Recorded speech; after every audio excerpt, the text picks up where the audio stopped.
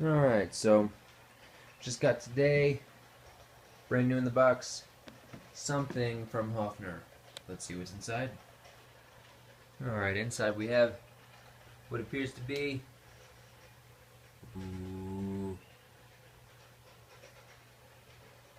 bass guitar. Let's open it up. That is beautiful.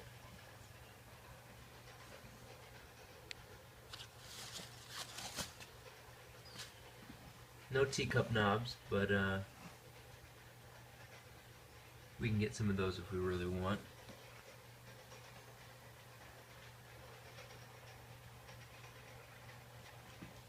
Let's see.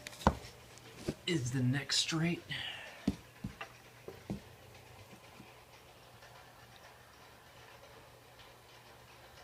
Neck is pretty damn straight. Coming from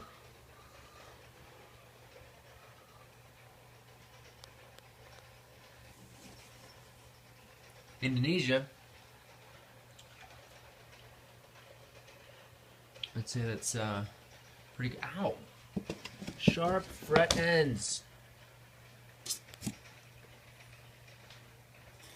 Sharp. Sharp. Cut. It's kind of sharp. Kind of. Very sharp. Very sharp. Very sharp. Oh, that's sharp going backwards. Oh my gosh, they're all sharp going backwards. Okay, well, these will be hard to file up here, but a little harder without damaging the paint on the body. How about this side?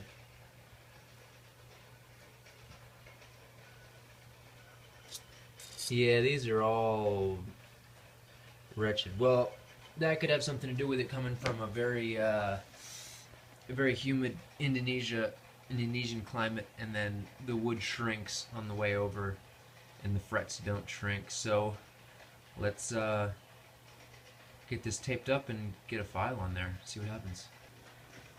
All right, so I got the strings loosened, and the fretboard. The rosewood is very dry, very, very dry, but I'm not going to oil it yet because I'm going to put tape over it to file off the edges. I don't think just rehydrating the wood is going to fix the. I don't think it's going to come out as far as the frets are. So tape coming up next. All right, so I got my camera set up and on my workbench here, and I'm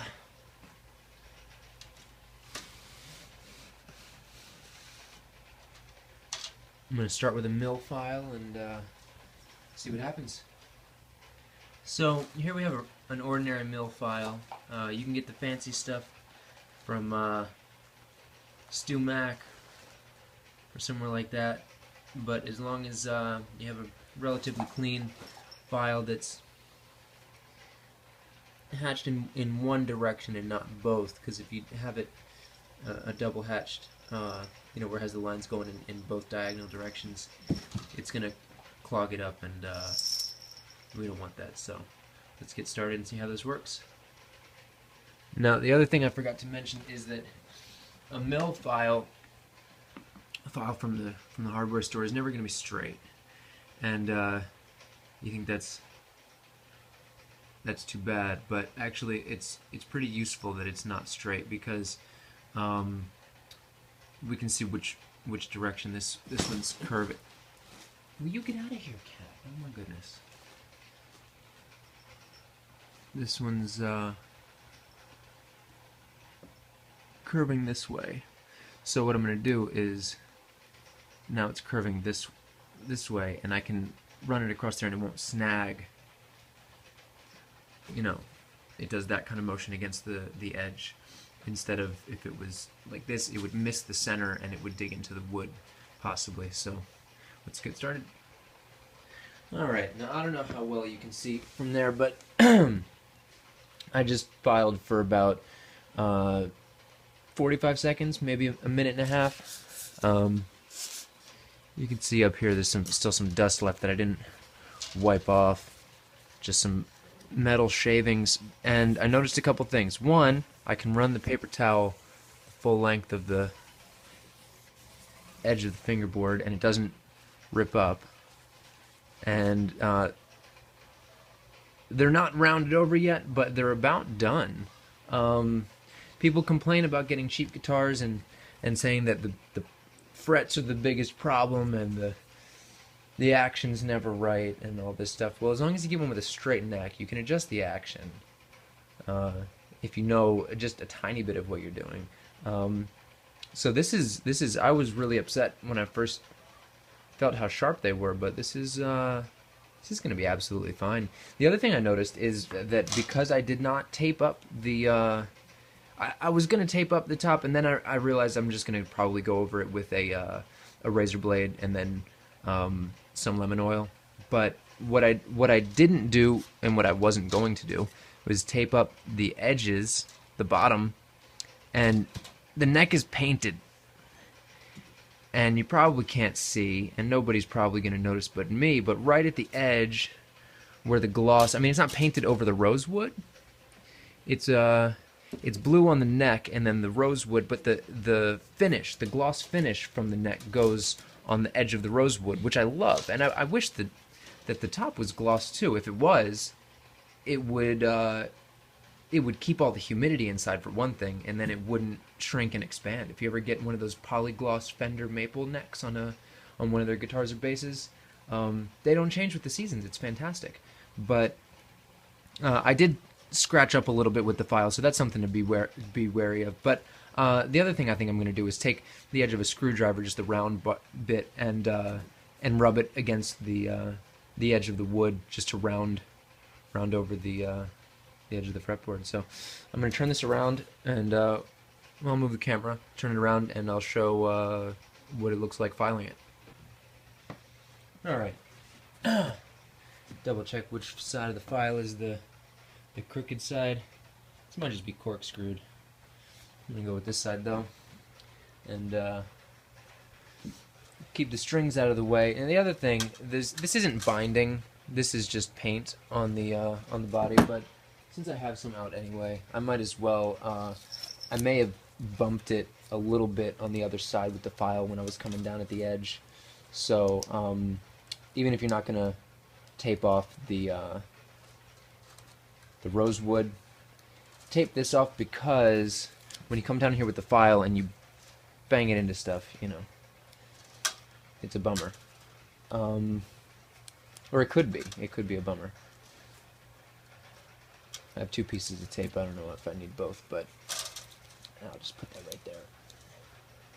Close enough. Close enough. Alright.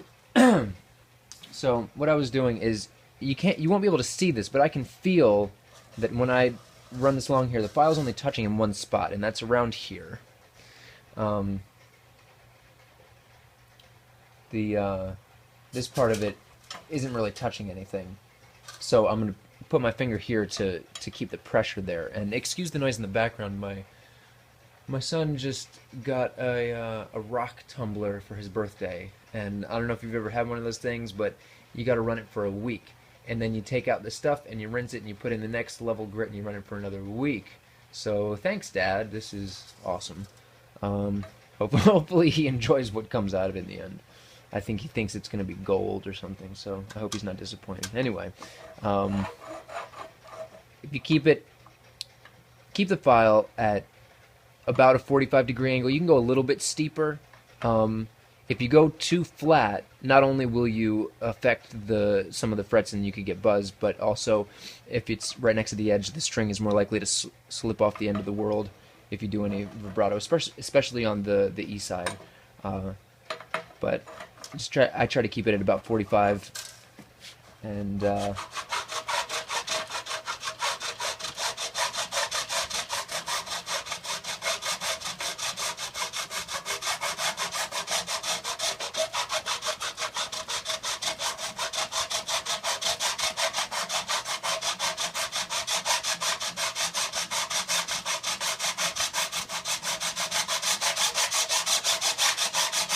other thing to keep in mind is not to push hard. you let the tool do the work. You don't want to push, because if you're pressing with your hand with any amount of force, it's not going to be even. The force is going to change over time, so you're going to be pushing really hard here and then lightly here and really hard here and lightly here, and then you'll get high and low spots, and you don't want that. So your hand is really just guiding it, and the the tool is doing the work.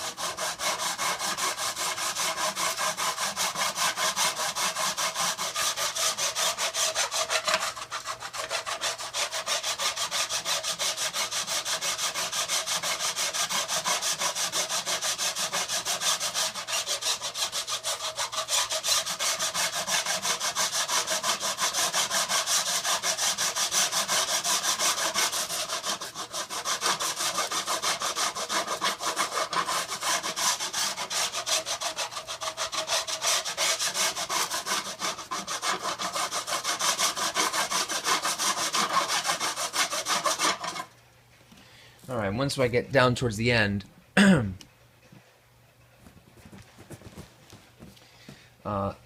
this handle on the file is going to go into the nut, so we got to turn it around and do it the other way. I'm just going to hold this up.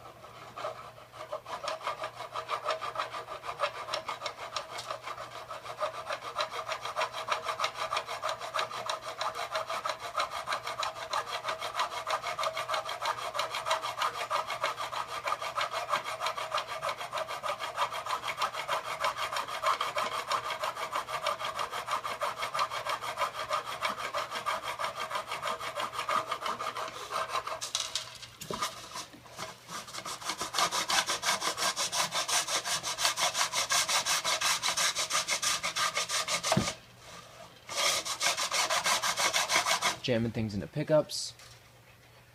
And it's still got the plastic protecting on there, so we're fine. Now I'm just gonna wipe this off with a dry paper towel, just all straight across, and see how much of that is metal shavings and how much of that I can see is wood dust. And it looks like none of it was wood dust on this side, which is nice. But again, like I said, I'm going to roll the fingerboard on this base, so that's not really much of an issue for me. If you have a really flat fingerboard, if you're doing this on a guitar, like a metal type guitar with a wizard neck, something like that. Alright, so some paper towel got stuck in there. These are still pretty sharp. This side was a lot worse than the other side. I need to go a little bit more vertical, and I'm afraid I'm going to scratch all up the gloss finish.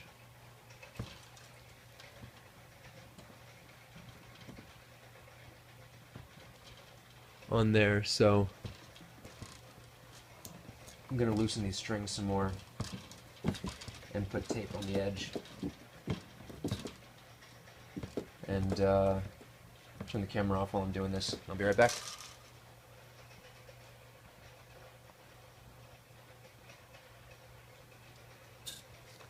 Alright, so now I've got tape all up the side of the neck. Not on the fingerboard. I don't want to cover up any of the fret ends, but it's at least covering the gloss finish. The other side, I got possibly lucky and didn't snag any of the finish, except at the very, very edge. But there was nothing vertical, and these are sticking out actually past the whole. Not far enough to use snippers, but far enough that I think I'm going to need to take the file vertical. Using the right side of this again? Yeah.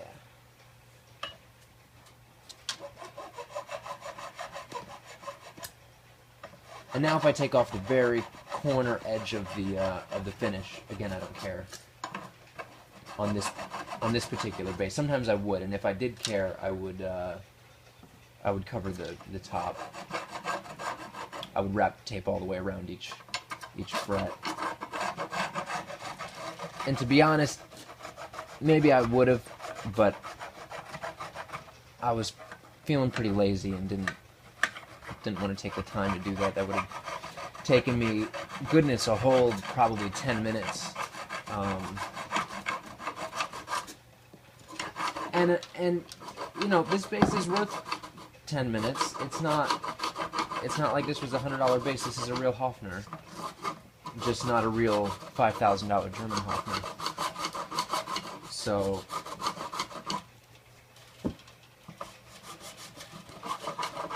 people say cheap guitars, cheap basses aren't worth the time and effort, but really what it comes down to is, what is it worth to you? If you have a $2 tool and 20 minutes out of your day and a roll of tape that costs, gosh, probably as much as the tool, and you can take something that's basically a wall ornament. I actually cut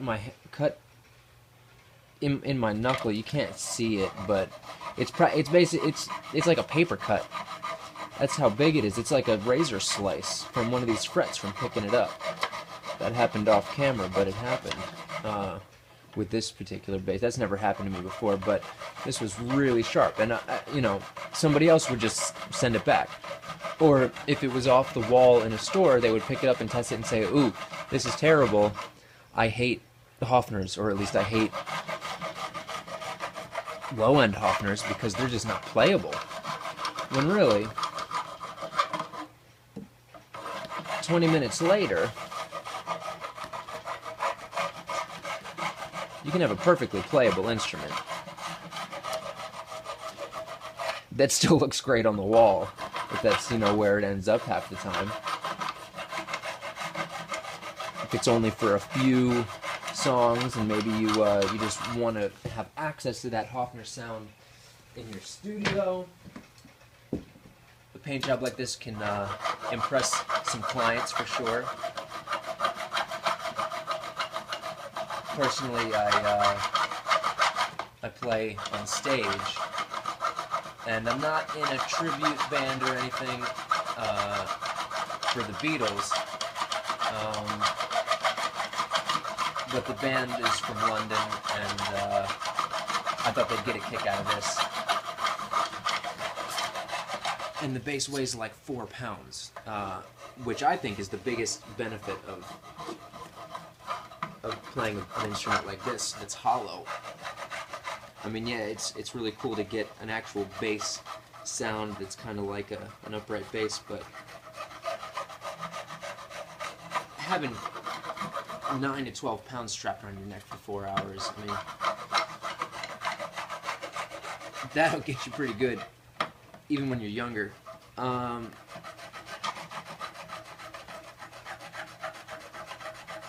I've been a cellist for a really long time, but recently started getting gigs playing bass guitar, so I started wearing a bass guitar around my neck for rehearsals, for practicing at home, and I started having back pain and neck pain, and I thought it was from my mattress. I thought it was from my wife kicking me in her sleep or in my sleep, or I didn't know what it was until I had a few weeks off from band practices for a symphony that played some holiday concerts in 2014, and all the pain went away. I said, wow, it was from the bass. So I've been trying to find a solution to that, and even if this isn't the longest term solution, it's at least going to work for now and look pretty awesome. And I feel like if and when I part with this bass, if I don't keep it forever and ever, if I do lose any money on it, I won't lose much. This is pretty cool looking, and I think any Beatles fan particularly would love to have this, even if they're not a bassist, even if it's just for art, people make jokes, oh, it's not just a bass, it's a piece of art. But this one, you know, it looks pretty awesome, I think, for what it's worth. And, wow, some of these are still pretty sharp, but it's not sticking out the edges anymore. It's just sharp where I need to round it over, so I gotta find another file and see about rounding over the corners of the frets. Oh, at least the paper towel's not getting snagged in the frets anymore, so that's an improvement. Now let me see if I can find one of those triangle files, and I'll be right back. Alright, so I could not find I couldn't find a jeweler's file. It's like a, they're about this long, and they're triangular. They got in varying roughnesses on the sides that you can use to roll over the edges. These are all flat going across, and so there's a parabola on the end of each fret, and the edge of the parabola, where the parabola meets the cylinder going across, there's a sharp edge, and that's what you would normally roll over. And what I'm finding is that I'm scuffing up a bit of the wood, but like I've mentioned numerous times so far, I'm going to roll the fingerboard edges. So I'm seeing, and this is not something that I would normally even consider doing, but I'm trying to roll the edges of these frets, just the very tip, just very lightly, only on the ones that are sharp enough to bother me. Though if it's sticking out just a tiny bit but it's pretty smooth, I'm just leaving it alone, because I don't want to damage the wood any more than I might.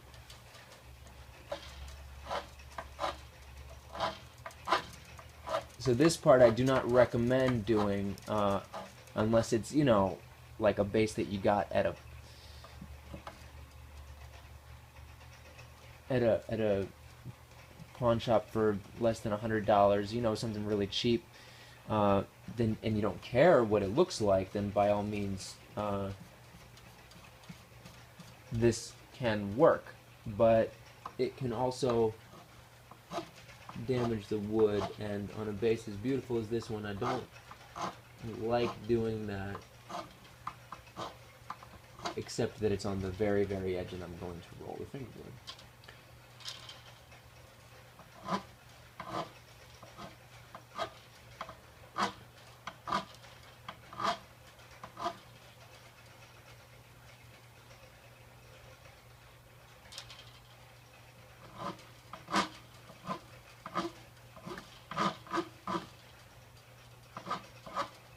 The other thing I'm missing is buffing compound, and that's something that you definitely would want to cover the wood to use, but people polish the fret ends to get them even smoother, even less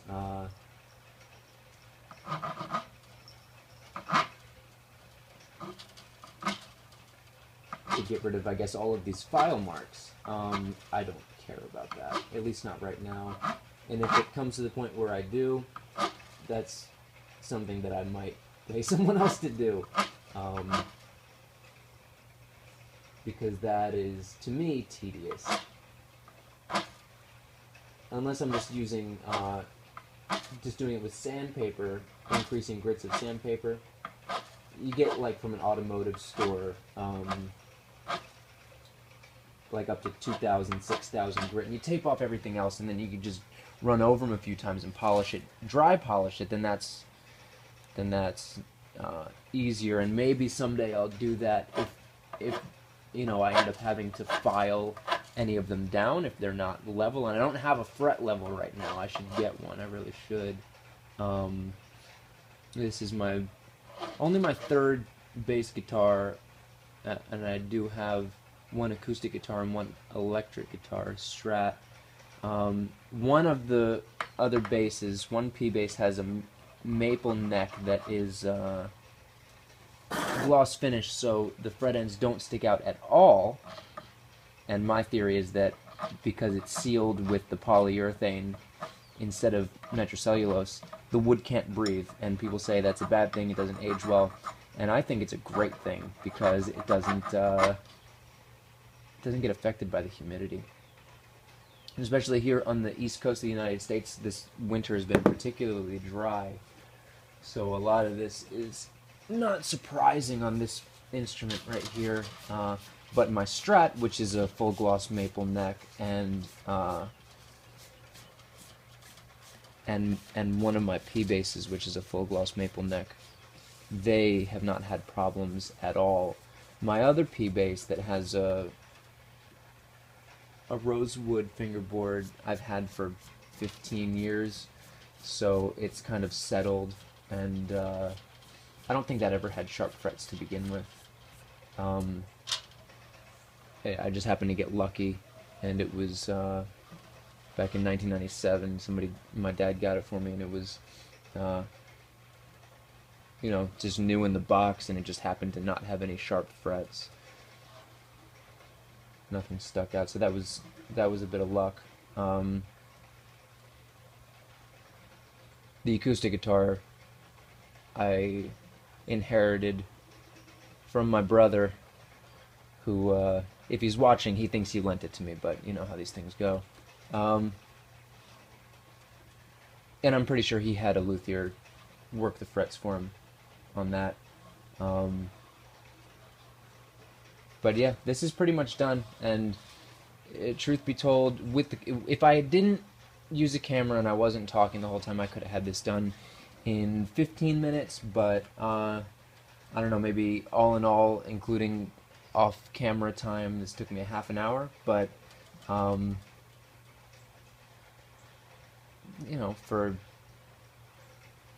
the price you would pay someone else to do this, you'd pay them like $100 if you go to a tech and have them work the frets for you. Maybe that includes leveling. I don't know, but if you have level frets, then you paid $100 for just this, right? So, yeah, sharp fret ends, 15 minutes equals playable instrument, no problem. Thanks for watching, and subscribe, click like, leave a comment, complain that the video was too long, whatever. Peace.